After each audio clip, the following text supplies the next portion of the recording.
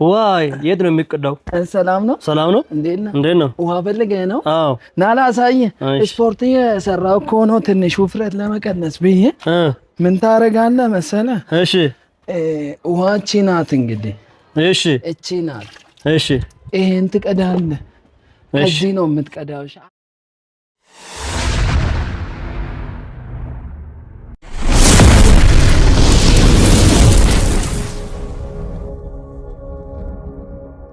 ሚጣ አቤት። ብርቱካን እየበላሽ ነው? አዎ እየበላሽ። አዎ እስኪ ይሄን ልላጥልሽ። እቺን ልብላታ።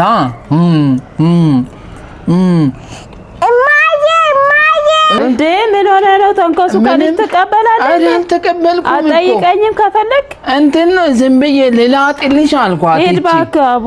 እንዴ ልጅቷን ታስለቅሳታለህ እንዴ? እቺን ነው እንደዚህ ወስጄ በላው። ጨመረው። ኧረ ብላው። በቃ ነይማ ግቢ አንቺ። ተነሽ ግቢ። ነይ ለያዝልሽ። ይሄ ይጨርስብሻል። ነይ ነይ ወድ ጎሱ ምግብ በቃ ይኸውልህ ወንድሜ ሌላ ቀን ስለምትመጣ ሂድ። ምግብ ስላለች አንድ ሰው ነው። ምን ችግር አለው? ጀቢ በላኔም ሪቦኛል። እንደ አይደለም አንተና አቁም። እኔ ተከራይቼ ስለምኖር ነው። ጓደኛ አይደለም። ተው እሺ አይሉም። ሪቦኛል። ተው እሺ አይሉም። ሂድ በቃ አንተ ሌላ ቀን ትመጣ። ሂድ በቃ ናት። ቻው በቃ እሺ ቻው። ምግብ ምንድን ነው? ምግብ ልሰራ ብዬ እኮ ውሃ አጣ። ውሃ የሚያመጣልኝ ሰው አጣ። እንዴ? አዎ ውሃ ልቀዳ? አዎ ውሃ አጣሽ? አዎ እንዴ ከየት ነው የምንቀዳው? ታች? አዎ ከዚህ ታች። እንዴ ልጁ ያለ እንትናቲም ነበር እሱ ያመጣል። እኔ ደግሞኛል፣ አሞኛል። ኧረ ና ምን ችግር አለው? አንተ በእናትህ አሞኛል። ምን እንዳልኩ ታውቃለህ? አንዳንድ ነገር አስቤዛ ገዝተህልኝ ትመጣለህ ከሱቅ። አዎ ስጋ 1 ኪሎ 2000 ምናምን ነው የሚመጣው። ምስር፣ ሱካር በ2 ኪሎ አድርገህ ትገዛልኛለህ። እሺ ይሄ ምን ነው? አዎ አስቤዛ ነው የምትገዛልኝ። 10,000 ይመጣል ሂሳቡ አንድ ላይ ሄደህ ገዝተህልኝ። እንዴ 10,000 አንዴ እጄን ገዛ? አዎ እኔ ቁም ገብቼ በአመትም አላገኘው። ምን አልከኝ? ምንድን ነው ያልከኝ? ተው አልሄድም። ተው ለምን? በቃ አልሄድም። እኔ ምን ቁጭ ብለህ የለ ስራ የለ ይሻላል ከመጨ እጄ መስጠት ነው። እንዴ ተው በቃ። እቃ ይዘህ እኮ ነው የምትመጣው፣ ገዝተህ ነው የምትመጣው እንጂ ምን ብር ነው ሰጣቸው የምትመጣው እንዴ? አልሄድም። እውነት አቤት። እዛ ጋ ያለችው ጎረቤትሽ ስላንቺ የማውን ነገር ቡና ጠሩኝና። ኧረ በእናትህ አንተ ተው በእናትህ፣ ስለ ሰው መተህ አታውራልኝ። በቃ ባለፈው ራሱ ማይሆን ነገር ነግረህ እጄ ጠይቄ ከሰው ጋር ተጣላው። ተው በቃ አንተ አልፈልግም። እኔ ስላንቺ ሲያወሩ ነው።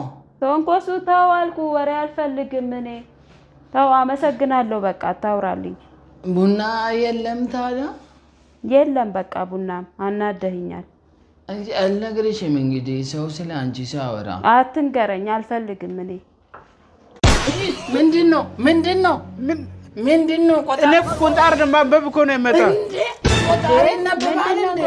ተረጋጋ አንተ ደግሞ ቆጣሪ ማንበብ መጣ ይላል። ደብተር መሰለው ቆጣሪ እንዴት ይነበባል እንዴ? ና እስቲ ወደዚህ ውጣ አንተ። አንተ ካምዶ ልጅ ስለ ቁጣር ምን ታውቃለህ? የኛ ስራ እኮ ነው ይሄ። ምንድነው አንተ ምንድነው? ምን እየሆንክ ነው? የመጣውን ሰው ሁሉ አትነግረኝም ለኔ? አምነባለሁ አለ እኮ። አምነባል ና አንተ ምን አታውቅም አንተ። ና አንተ እንዴ ልጁ ምን ሆኖ ነው ዘንድሮ? ሲጨርስ ይውጣ። እሺ ሰማካ? ያንብብበት። እሺ ና እስቲ ፈልጌክ ነው። ና እኔን? አዎ ና እስቲ ቀለም መቀባት ትችላለህ አይደል? ቀለም ነው? አዎ ቀለም መቀባት ትችላለህ አይደል? ይሄን ነው የምትቀባው ቤቱን? አዎ እንዲቀየር ፈልጌ ነው። በአንድ ቀን ሁሉንም ይጨርሳለሁ።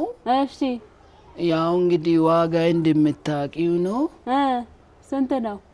56520 እንዴ እቺ ፊት ለፊቷን ብቻ እኮ ነው ያልኩት እንቆሱ ምን ሆነ ነው ፊት ለፊቷ ብቻ ወደ 300 ይዳል 300,000 እንዴ ሙሉ 56,000 እኮ ነው ያልከኝ ግማሹ ደግሞ 300,000 ምን ማለት ነው የቱ ነበር መጨመር ያለበት እሱ የኔ እንትን ነው የኔ ገባ ሲልሆነ እሱ አገባሽ ከሆነ ይሆናል ካልሆነ ተዩ ኧረ ተው ዋጋ ራሱ ማውጣታችንን ተው ሌላ ባለሙያ ልጥራ አንተ ሲጀመር ሸቅል ብዬ ነው እንጂ ታውቃለህ እንዴ ሞያ የለህም እኮ አዎ ግን ሞክራለሁ ብዬ ነው ኧረ ሂድ እንዴ ተው አልፈልግም ተው እንዴ ምን ሆኖ ነው ይሄ አንተ ተንቆሱ አዎ ምንድነው ይሄ ሁሉ እንዴ ቤቱ ነው እንደ ይዘህ ከመጣው አስቀምጥ በስማ እንዴ እንትን ነው ትኩሳት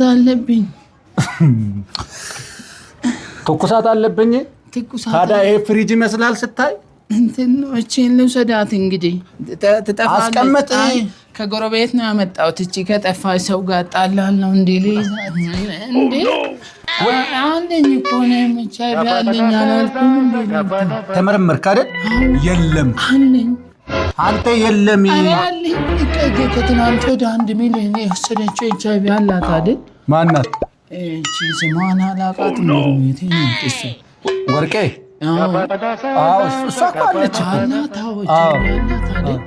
አላት ጎረቤቴ ናት ታዲያ በጎረቤት ስለሆናቸው ይተላልፋል እንደ ጫይ እንትን ነው በቃ ጎረቤቴ ናት ዶክተር እንዴት አጣለው ነው እንዴ አንተ ነው በቃ እንታወቃለን እሷ ጋር አይተው እሷ ጋር ትተዋወቃላችሁ በፍቅሬ አለ ብራዙ ወደ 10 ምናምን አመት ነው በቃ ስንታወቅ ሷጋ እንደመደዋወል ነው እንግዲህ አሁን ኤችአይቪ አብሮ ስለተኛ ብቻ አይተላለፍ አንዳንዴ ለወንድ እንትን የሆነ እንትን አለ አንተኛ መኮኛ ተደዋወልን እሷም ተወደኛለች እኔም ወዳታለሁ አሁን እሷ ኤችአይቪ ስላላት ተሰጧል አንተ ደግሞ አለኝ ቢወሉ አለኝ አደን ቢወሉ ሰላም ነው እንዴት ነው ውሃ የሚጠጣ ይኖራል እንዴ በጣም ጠማ ና ልግባ ታዲያ ና ግባ ውሃ ጠማ በጣም አዎ በጣም ጠማኝ ውሃ አዎ ና እንግዲህ ና እዚህ ቁጭ ልበል እዚህ ቁጭ ያው መግለ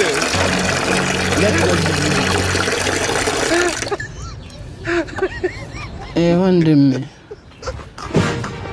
ምንድነው ውሃ አይደል የጠየቀኝ አዎ የሚጠጣ ውሃ ጠየቅ አንተ ደግሞ በባልዲ አመጣ እኔ እኮ የዋህነቴ ነው በዛ አይደል ዋይ የት ነው የሚቀዳው ሰላም ነው እንዴት ነው ውሃ ፈልገህ ነው አዎ ናላ ሳይ ስፖርት የሰራው እኮ ነው ትንሽ ውፍረት ለመቀነስ ብዬ ምን ታረጋለህ መሰለህ እሺ ውሃቺ ናት እንግዲህ እሺ እቺ ናት እሺ ይሄን ትቀዳለህ እዚህ ነው የምትቀዳው እሺ አዲስ ወደ ተራ አይጆስ ቢመሰል አይደል ያባት የበጋለ አለ የበጋ አሪፉ ነገር ምን ጎዲን ኋላ እግር ፍርምባ ኪሎ ስንት ነው 1100 በቃ ቆለ አባ ወደ ነው የምትሄደው ናስቲ ወይ ብር የት ነው ምን ሆነ ነው የት ነው አዋሳ እኮ ነው ወይኔ ጅማ ብለውኝ እኮ ነው ሰላም ና አንተ ሳይተዛለኝ በእናትህ አለንቲናን ጠይቆ ግቢያቸው ያለው አድማሱ ኧረ ድብን ይበል ኧረ አይባልም እባክህ ለምን አይሞትም እኔ ለኔ ሲል የታመመ ሰው ዱዓ ነው የሚደረግለት እባክህ ምንም ዱዓ የሚደረግለት ሰው አይደል ኢሉሚናቲ ነው ኧረ አይባልም ምን ነው ከኛ ግቢ ነው ከማለት ኧረ እባክህ ኧረ ጠብቀኝ በእናትህ ማሱ ለኔ አድርገዋለሁ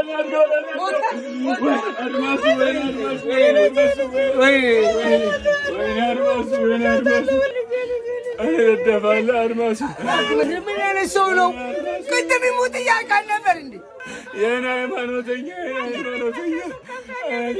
ሃይማኖተኛ ቅድም ኢሉሚናቲ ነው ስትል ነበር ወይኔ ያዞምባ ኧረ እባካችሁ አስወጡት ደባሪ ሰው ሌባ አስነሳ አስወጡት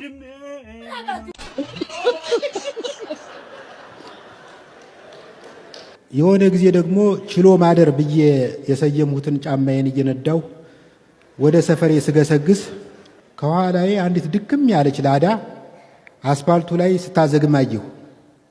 መኪናይቱን ብታዩት ታርጋ ያለው ዊልቸር ነው የምትመስለው። በጣም እየተጎተተች ስለምትሄድ ከኋላዋ ለሚከተሏት ዘመናዊ መኪኖች ስፒድ ብሬከር ሆና እንድታገለግል የተሰራች ነው የምትመስለው። ሹፌሩ ወዴት እንደሚነዳ አላወቅኩም።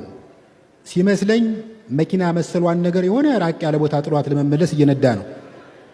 አጅሬ እንደምንም እየተንፏቀቀ ደረሰብኝና በውቄ የፀሐይ ከሚጀልጥህ ግባ ልሸኝህ አለኝ። እምቢ እንዳልል ግብዣዬን ናቅ ብሎ በንዴት እንዳይገጨኝና በመኪናዋ ላይ ጉዳት እንዳላደርስ ሰጋው። በሩ እንዴት ነው የሚከፈተው ስለው እንደ ሰርዲን ክፈተው ብሎ መለሰልኝ። ገባው።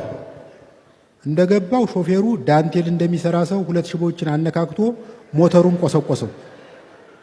ከዚያ መብረቅ የመታው የአረብ ዲሽ የመሰለውን መሪ እየዘወረ ስናዘግም ከኋላ ያሉ መኪኖች የጥሩምባ ሩምታ ተለቀቁብን። አይዞ አለኝ። አይዞ ክላክሱ ከደበረህ ሙሽራ የጫነ ሊሞዚን ውስጥ እንደተሳፈርክ ራስህን አሳመነው።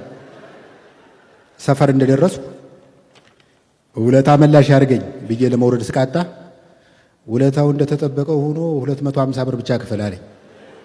በነፃ አይደለም እንዴ ስለው አባ በዚህ ዘመን ሬሳ እንኳን በነፃ አይሸኝም። ምን ማለት ነው? አንድ ጓደኛ አለኝ እንዴት እንደሆነ ሊገባኝ ባልቻለ ምክንያት በአንድ ጊዜ ከጋሪ ነጅነት ወደ መኪና ነጅነት ተሸጋገረ። በኦኬ አልበላም አልጠጣም ብዬ ባጠራቀምኋት 7 ሚሊዮን ብር ቆንጆ ትራክ ፎርድ ገዝቻለሁ። ገና ዛሬ ልፈትሸው ስለሆነ የፍንጥር ምሳ ልጋብዝህ። እሺ አልኩ። መኪና ውስጥ ገብቼ አጠገቡ ተቀመጥኩ። ወደ ምግብ ቤቱ እየሄድን መኪናው የሌለ ይነጥራል። በሆነ ሲኖ ትራክና በዶዘር መሃል ለማለፍ ጥቂት ሜትሮች ሲቀሩት ጓደኛዬ ስልኩ አንስቶ ለሻጩ ደወልለት። ሄሎ፣ እኔ የምልህ የእጁ ፍሬን የት ጋር ነው ያለው? የተጠቆመውን ፍለጋ ሲዳብስ ካላስቸገርሁህ በየቤታችን ብንበላ ምን ይመስላል? አሁን እንደምታውቁት ወይም እንደማታውቁት በሰለጠኑ ሀገሮች በረዶና ሱናሚ የቀላቀለ ዝናብ ቀኑን ሙሉ ዘንቦ መብራት አይቋረጥም። የሚገርማቸው የሆነ ጊዜ ላይ በኒውዮርክ ከተማ ወክ እያደረኩ መንገድ ላይ የቆመ ዛፍ ነፋስ ገፍቶት ኤሌክትሪክ ገመድ ላይ ወደቀ። ከአሁን ኤሌክትሪክ ይቋረጣል ብዬ ሳስብ ጭራሽ ዛፉ በራ። እንዲህ ነው ስልጣኔ። በአንጻሩ የኢትዮጵያ ኤሌክትሪክ የደረሰ አዝመራ ማለት ነው። ትንሽ ካፊያ ሲነካው እምሽክ ይላል። እኔ ብዙ አይነት አማኝ ያውቃለሁ። ኢትዮጵያ ውስጥ የኤሌክትሪክ መኪና እንደሚነዳ ሰው ያለ አማኝ የሚኖር አይመስለኝም። እውነት መሆኑን አላረጋገጥኩም እንጂ የኤሌክትሪክ መኪና ባለቤቶች ባትሪ ሲጨርሱ መኪናቸውን በነዳጅ በሚሰራ መኪና አስጎትተው ጅቡቲ በመሄድ ቻርጅ ያስደርጋሉ ሲባል ሰምቻለሁ። እድል የሆነው መኪና የለኝም። ዜብራ ላይ ተገትሮ በማያገባው የሰው ቴስላ የሚቆጥር ሰው ካያችሁ እኔ ነኝ። በነገራችን ላይ የአዲስ አበባ አስፋልት ላይ ያለው የእግረኛ ማቋረጫ ለምን ዜብራ እንደሚባል አይገባኝም። ናሽናል ጂኦግራፊ ጣቢያ ላይ እንዳየሁት ዜብራ ከግንባሩ እስከ እግር ጥፍሩ ድረስ በደማቅ መስመር የተዥጎረጎረ ፍጥረት ነው። በአንጻሩ የከተማችን የእግረኛ ማቋረጫ መንገድ የሆነ መልባጀላችሁ አመድ ላይ ናፕ አድርጎ የተነሳ የወፍጮ ቤት አህያ ነው የሚመስለው። እግረኛ መንገድ ላይ ቆሜ ባለመኪናው ሁላ ካሁን ያሻግረኛል ብዬ ሳስብ መኪናውን እንቁልልጭ እያለኝ ያልፋል። አሁንማ አሽከርካሪዎች እለፍ የሚል ምልክት ካሳዩኝ ራሱ አላምናቸው። አነጣጥረው ለመግጨት የሚያመቻቹ ነው የሚመስለኝ። ባለፈው የአንድ ክፍለ ከተማ ህዝብ በእግረኛ ማቋረጫው ዳር ተከማችቶ አሻጋሪ ይጠባበቃል። ቢጫ የለበሱ ተለማማጅ ትራፊኮች መንገዱ ዳር ቆመው ዘናጭ መኪኖችን በፈገግታ ያሳልፋሉ። እኛ እግራኞች ልንሻገር ስንቃጣ እዛው ባለበት የሚል ምልክት ያሳዩናል። የሆነ ጊዜ ላይ መንገዱ ዳር ረጅም ጊዜ ከመቆማችን የተነሳ አብረውኝ ለቆሙ እግረኞች መሪ የመሆን ፍላጎት ውስጥ ያቆጠቆጠ። ወደ ተከማቸው እግረኛ ዞር አልኩና ጎበዝ ተከተሉኝ። ያለቀው አልቆ የተረፍነው እንሻገራለን። ስማ አለ ስማ፣ ልጅቱ ሁለመናዋን ወድጀላታለሁ፣ እሷም ማስተሳሰቤንና ህልሜን ወዳልኛለች አለና ንግግሩን ገታ አድርጎ ተከዘ። እና ምንድን ነው ችግሩ? ፎቶ ካላክልኝ ሞቼ እገኛለሁ እያለች ነው አለ። እና ሞታ ትገኛ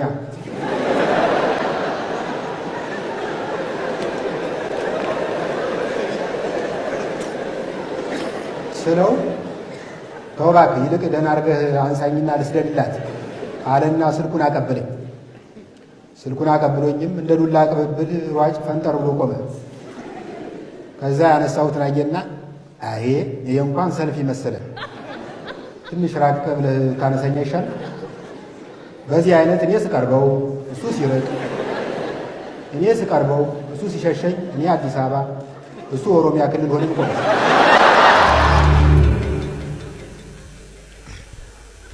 ቻሉት እንግዲህ የሀይገር ፍቅር። ከዕለታት አንድ ቀን አዲስ አበባ ውስጥ ወንድ ልጅ አይጣ የሚል ጥቅስ ግንባሩ ላይ የተጻፈበት ሀይገር ባስ ተሳፈሩ። ሀይገር ባስ በዓለም የመጨረሻው መናኛ አውቶቡስ ነው። ቻይና ለአፍሪካ ችስታ ሀገሮች አንድ ባቡር በሸጠች ቁጥር ምራቂ አድርጋ የምትሰጠው ሀይገር ባስን ይመስለኛል። ደረጃ መዳቢዎች ከጋሪ ከፍ ከባጃጅ ዝቅ አድርገው ይመድቡታል። ባሱ ሁሌም በሰውና በጥቅስ የተሞላ ነው። 10 ሰው ከባሱ ሲወርድ አይተህ እፎይ ግልግል ብለህ የተለቀቀ ወንበር ለመውረስ ስትታደፍ በምትኩ 30 ሰው ተክተልትሎ ገብቶ እንደ ጉም ያፍናል። ተሳፋሪው አንዱ ባንዱ ላይ ከመጣበቁ የተነሳ ከአውቶቡስ ስትወርድ የታጠቀውን ቦላሌ ሳይቀር ጥለህ ልትወርድ ትችላለህ። በሀይገር ባስ ውስጥ ብዙ ጊዜ ሙዚቃ አይከፈትም። ከተከፈተ አየሩን የሚቆጣጠሩት ኬኔዲ መንገሻና አረጋይ ወራሽ ናቸው። ከመሃል ካሉት ወንበሮች ባንዱ ላይ ቁጭ ብዬ የአውቶቡስን ባጥ የሙጥይ ብለው የቆሙትን ተሳፋሪዎች ብብት በማየት እየተዝናናው ነው። መዓት አይነት ብብት ይታየኛል።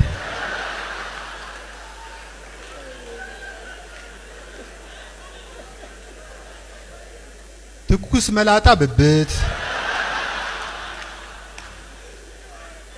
እንዲያው ከንበል ደፋ የሚል ጎፈር ያለው ብብት፣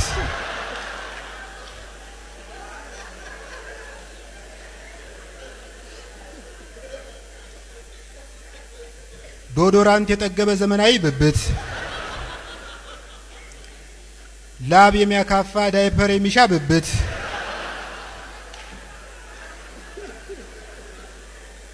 በጠረኑ ጎረምሳ አይጥ መግደል የሚችል ብብት፣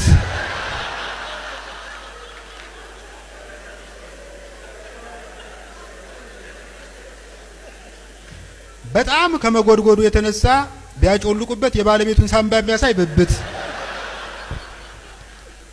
ብብት መሾፍ ሲሰለቸኝ ሞባይልን አውጥቼ መጎርጎር ጀመርኩ። አጠገቤ ያለው ሰውዬ የስልኬን ስክሪን ተመስጦ ቀረ።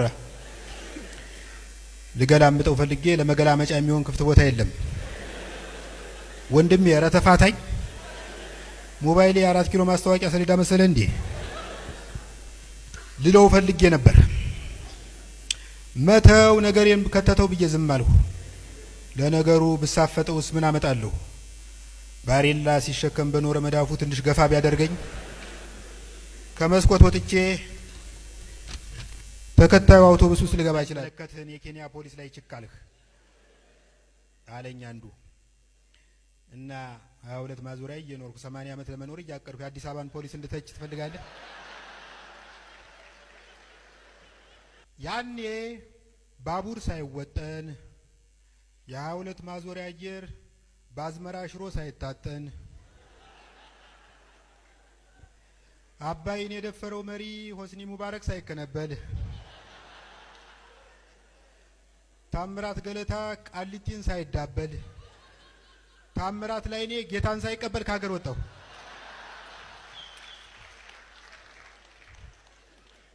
አሜሪካ እንደገባሁ በመጀመሪያ የፈጸሙት ተግባር ቢኖር መወፈር ነው።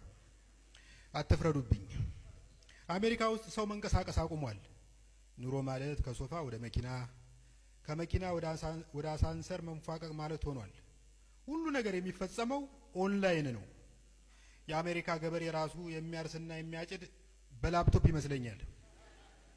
ገብሶን ለማጨድ ከፈለጉ አልቢን ማጭድ የሚለው ላይ ክሊክ ያድርጉ የሚል ላፕቶፕ ላይ ተጥዶ እየዋለ ገበሬ ነኝ የሚል ስንት ፈረንጅ አለ። ሳልፈልግ ነው የገጠመብኝ። የሆነ ጊዜ ላይ በዩኒቨርሲቲያችን ውስጥ በሚገኘው ጂም ተመዝግቤ ስፖርት መስራት ጀመሩ። መሮጫ ማሽኔ ላይ ዱብ እያሉ አጠገቤ ባለው ማሽን ላይ ከሚሰግረው ናይጄሪያዊ ጋር ሲያቀብጠኝ ራሴን አወዳደራለሁ። መጀመሪያ የብሔራዊ ስሜት እየገፋኝ ከአበበ ቢቂላ ሀገር መጥቶ እንዴት በቀላሉ ያለከልካል እንዳልባል ጥርሴን ነክሼ ይሄን ሩጫ አስነካሁት። እግርና ሳምባ ለብሔራዊ ስሜት ግድ እንደሌላቸው ያወቅኩት 20 ደቂቃ ከሮጥኩ በኋላ ነው። ሰው የአበበ ግደይን ተሰጦ ይዞ እንደ አበበ ቢቂላ ካልሆንኩ ብሎ ይሟሟታል።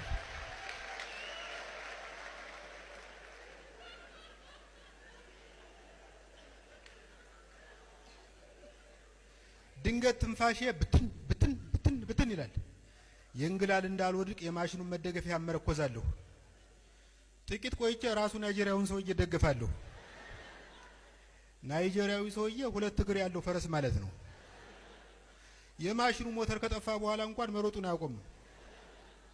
በኋላ በጣም መረረኝ። ትንሽ ፈርገጥ ካለው በኋላ በጂሙ አዳራሽ ውስጥ በተሰቀለው ቲቪ ላይ የሚተላለፈውን ፊልም ስመለከት ውዬ ወደ ቤት መመለስ ጀመርኩ። ለኔ ጂም ቤት መግባት ማለት የስፖርት ቱታ ለብሶ ሲኒማ ቤት እንደ መግባት ሆነ። ደሞ እኮ አላፍረም። እንደ ሰዎች ሴክሲ ሆኖ መታየት ያምረኛል። ላፕቶፔ ላይ ቦርጭ የሚያጠፋ ሶፍትዌር ጭኜ ፎቶዎችን ሸንቀጥ እያደረኩ ፌስቡክ ላይ መለጠፍ ጀመርኩ። ምን ዋጋ አለው? ባለፈው አንዱ ከኔ ጋር የተነሳውን ፎቶ እንደወረደ ለቀቀው። ታዲያ አንዱ የሀገር የተራቢ ያን ፎቶ አይቶ እረ የኬንያ ፖሊስ መሰልህ ብሎ ከተረበኝ በኋላ የገዛ ሰውነቴ እንደ ወህኒ ቤት ዩኒፎርም ቀፈፈኝ። የኬንያ ፖሊስ ይህን የበቆሎ ገንፎ እየነፋ እንደ ዋርካ ስለሚሰፋ ሌባን መጠቆም እንጂ ሌባን አባሮ መያዝ አይችልም።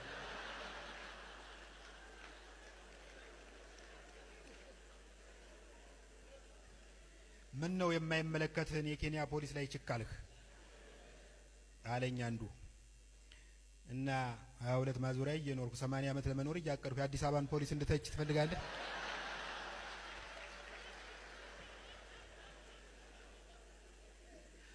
አገሬ በገባሁ በሳምንት ጊዜ ውስጥ 9 ኪሎ ቀነስኩ። ሸገር ውስጥ ያ ሁሉ ከብት እያለቀ ያ ሁሉ ስጋ እየተበላ ሰው የማይወፍርበት ምክንያት የገባኝ አሁን ነው። የአዲስ አበባ የኑሮ ውጣ ውረድ በራሱ የማይፈረሽበት ጅም ነው። መታወቂያ ለማውጣት የሆነ ቢሮ ሂድ፣ የሆነ ሴትዮ ትቀበልና 2ኛ ፎቅ ሂደህ ክፈል ትልሃለች። እየተቅመደመድክ ትወጣለህ። እዚያ ስትደርስ አንዱ ይቀበልና ይህን ደረሰኝ ይዘህ 4ኛው ፎቅ ላይ የሚገኘው ስራ አስኪያጅ ቢሮ ሂድ እያለ ከለክ እዚያ ስትደርስ የባለ ባተሙ ጸሐፊ ተቀበለና ስራ አስኪያጁ ለስራ ወጥቷል፣ እስኪመለሱ ድረስ 7ኛው ፎቅ የሚገኘው ካፌ ሻይ ቡና እያልክ ቆይ ትላለች። የአዲስ አበባ ፎቅ ለወጉ ሊፍት ተገጥሞለታል። ግን ሊፍቱ ጥቂት ሰርቶ በመብራት ኃይል ስፖንሰር አድራጊነት ወደ ዕቃ መጋዘንነት ይቀየራል።